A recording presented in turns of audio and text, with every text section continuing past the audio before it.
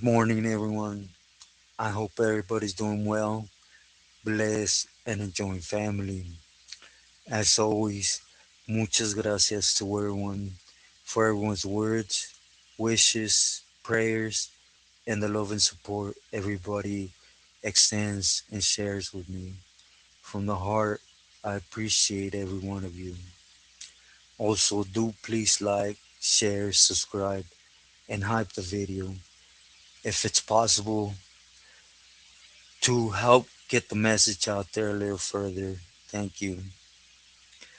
Well, everyone, first and foremost, allow me to update you on what I had talked before. The current situation here on the ranch is basically we took precautions and the military held their word. They walked through, you could say, the ranch, but they didn't really touch anything. Of course, regardless. I can't have crossings with them, so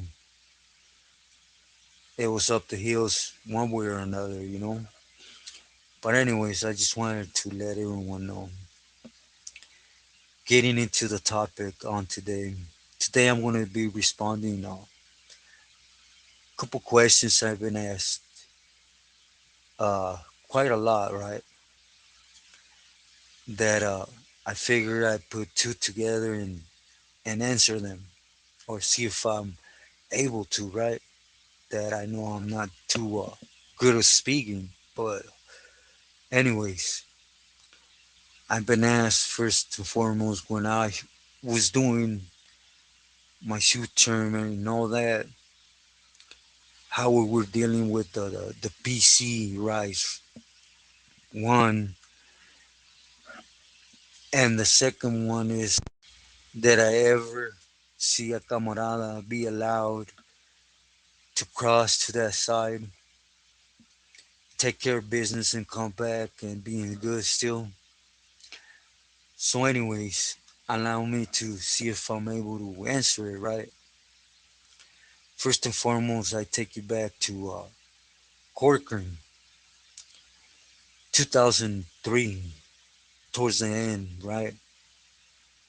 Yeah, towards the end, somewhat, and not a little earlier, but anyways, 2003. There it was starting off. Where it was seen a lot more of vatos calling it quits and walking off was on B yard, right? I'm on A yard still, but we were aware that three block, well, at least three right, was destined for that program, that debriefing program, right? And it was just for people that were validated. You were over there in BR validated, you would end up going through that program and getting brought to three right, you know. So, anyways, the question: have I ever seen someone try or get ordered to go to that side? And I only seen it once, right? With a good homie, light complected, homie all blasted back with horns on his head, from Ontario, sporty. He was validated back there, right? Don't know for how long. I dispensa. I get to know the homie like that, right? But anyways, Darrell was there at that moment, and he was working with Artie in that sense that there was a lot of people locking it up. Me personally, I had not heard of that. None of that. All that 50-50 yard, S and Y yard. We knew where there was a couple PC yards, but most of all, it was, to me, when they were known as, curfew yards. That's the closest, at least to me, that I can think of what is being defined now as a 50-50 yard, which I'll be honest with everyone, to me, if it was had a curfew, it was a no good yard, period, point blank, right? And you get there and you boogie. But anyways, there's a lot of people checking in, and again, I'm there, a lot of individuals on 8 years they're checking in too, but they're not being forced to go through that program, right? Remember, I told you guys they were they were tweaked out. There was a lot of ice coming in, and it was being allowed. You know, it was their feria, so it was being allowed, even though other places, as far as I knew, is you use and get sprung on there, you're gonna get whacked and removed out the program because that makes you untrustworthy. You know, at least that's what it was in some places. But anyways, at this moment, there was a couple high targets, you could say, right? And the first one is Bob, Pretty Bob from Colton. I've told you guys he had locked it up. He had locked it up there, and they had moved him into that building. I was aware, even where that what cell he was in. It was B section, the bottom cell, first cell. To C section. We knew where he was at. So the second one was Sabato, that was considered pretty much a carnal, you could say, because he run a lot of carnales things up in the bay. And they brought him all the way to Corcoran to do that program. Don't know why. Don't just squad doing what squad does. And anyways, T from V&E, he was in there. So again, in our end, all we could do is just see them. We used to run across them, medical wise, la area, things like that, right? Because they were on a yard regardless. You come out your building to go somewhere, they're gonna be pushing an individual from that area, right? It's just how you cross paths in a yard in Corcoran. But anyways, so it was decided that by Darrel and Artie, they were the two. I heard the old man from Watts was 100% behind this, and Mike too, to have the homie Sporty, tell GI ya estuvo to go into the program and reach one of them, right?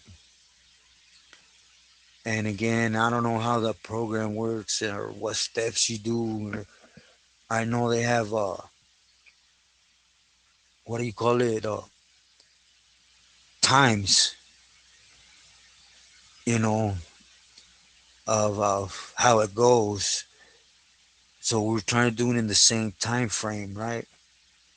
So the homie went through it, He locked it up. He basically said yes to, made up a story, and he rode with it, right? But I've said it here before, squad ain't dumb. They're gonna want you.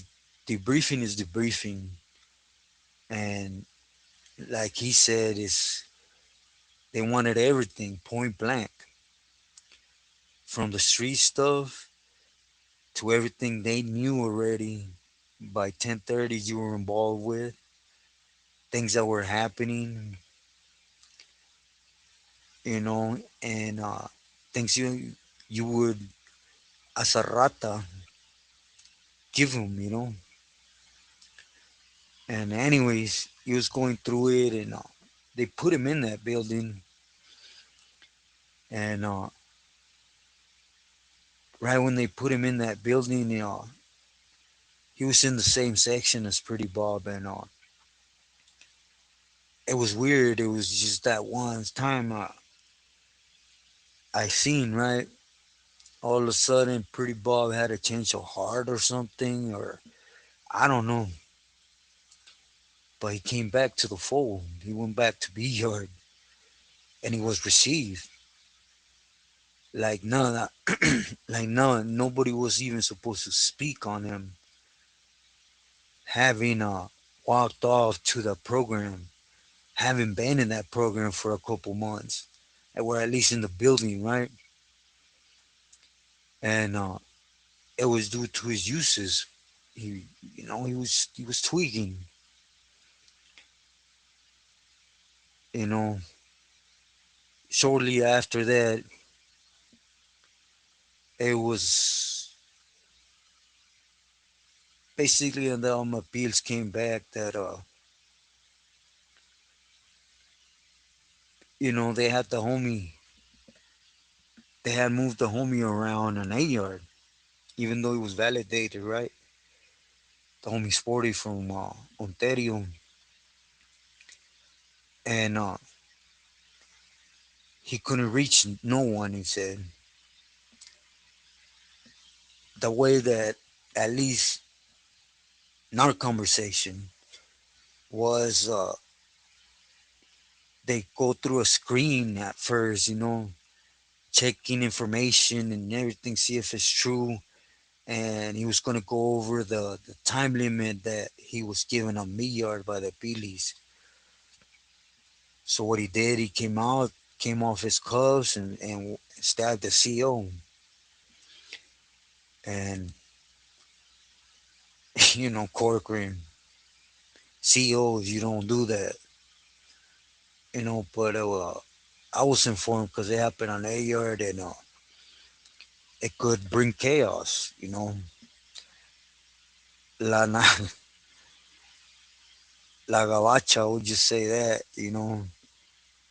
that was plugged in by bringing in the vidrio could flip, just flip, and however you want to look at it, it was money. It was costing us camaradas, but to Artie and them, it was feria. And it didn't matter what it was doing. A lot of Phillies didn't want to hear about it, and Artie didn't want you to even speak about it near them, or you know, he wouldn't put you on bad standings, but he'll hunt you if you guys can read through them words. Anyways, the homie took it out of there, the block, and go back, was hit a CO. He went through his little struggles, and he would end up back on B yard. That's the only homie I ever seen that was sent on a mission like that, right? Cause I'll be honest with you, on going and coming back to that side and being clear still on and good, you could say. These are the only two battles. Pretty Bob, don't know why, right? Shouldn't have gotten that pass. He called for squad, he locked it up, was on three right for a couple months, and then he came back and got excused. But the homie did what he was supposed to, right? And he was a lifer, and so he did what he had to do to get out of there. Guess it was already discussed amongst him personally and D. So those are the only two, my personal experience. Other than that, it wasn't allowed. For example, when I got to B yard, it got validated and it wasn't allowed. Because then after that, this we're speaking about when it was first kicking off, right?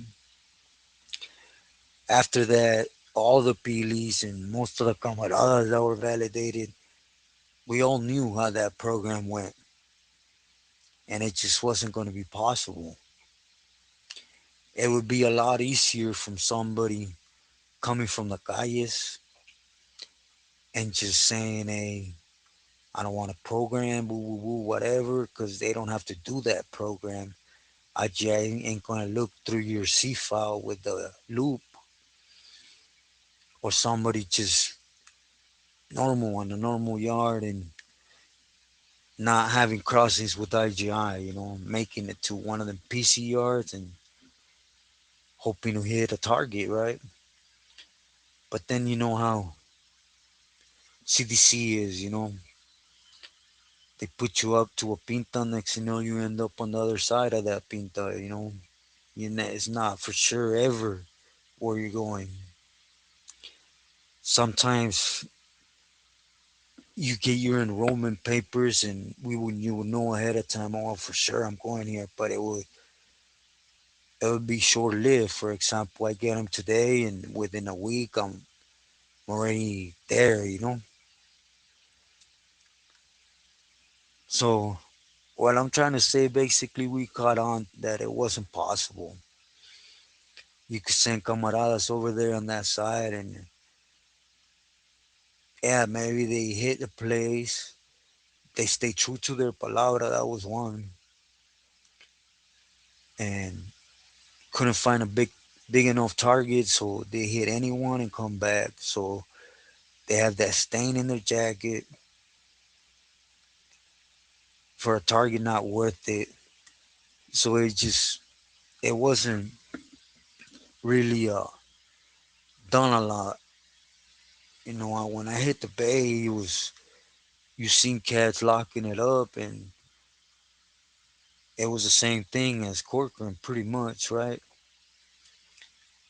The validated ones, we knew they were in that program. They walked in that program. And the ones that they didn't walk in that program, but that said yes to us, I don't want to program no more. There was a lot of homies. For example, Smiley from Garrity Lomas, he did his thing, and afterwards he told him, F you, I ain't going to debrief. I just don't want that responsibility no more, or whatever. I don't like the politics. And he just said,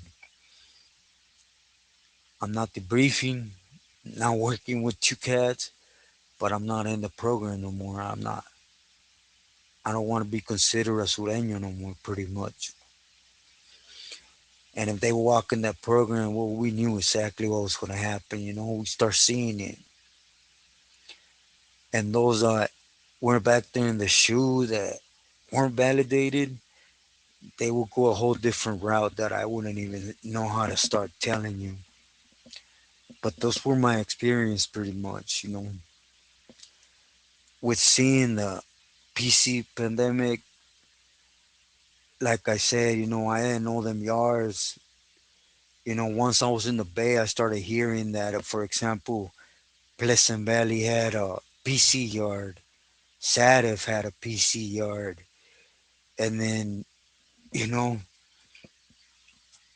just different places started, PC yards started popping up. And basically, when of course I had to get knowledge of it. So how long curfew they have? Nothing. Whoever lands on them, they're God, get them. You know, these are the only prisons that you have time limit. The others you land on there, whack them, whack them. We don't want nothing to do with them. Whoever lands on those yards is done. And those are the ones that I could consider you or speak to you about me knowing as PC yards, which was again Pleasant Valley, Sadif, OC Yard, Old Corcoran, um, online Lancaster. Lancaster had one or two, I believe, you know, and that was it pretty much. I'll be honest with you, Then out of nowhere it was boom. They were everywhere, But that went pretty much with how the change of the program. It's for example, there was a time where you were on the yard and you messed up. You were given options to pay in blood, pay in feria, or you know, you were given options. Then all of a sudden, it just started being a dope game. It was more about I need feria, I need it, but desperately, from the Pilis. Every one of them, of the homie messes up, he's done, through, get him out the way. They wouldn't even give him a chance to clean that debt. Hey, the way I look at it, if you didn't want those debts to pop up, don't sell to your own people. But I knew better than to speak up on that. But that's basically what happened. The big boom with the PC yards was the Pilis getting more tightened on the dope game on the yard, and them starting, and then the Huda started to open them yards, and that was money taken from the Pili. And Matt, just think about it. More than 50% of every PC yard are there for debts. Yeah, there's vatos that deserve to be there. There's vatos for their own reason. There are vatos that don't deserve to be there. But 50% I can guarantee you are there over a dope debt.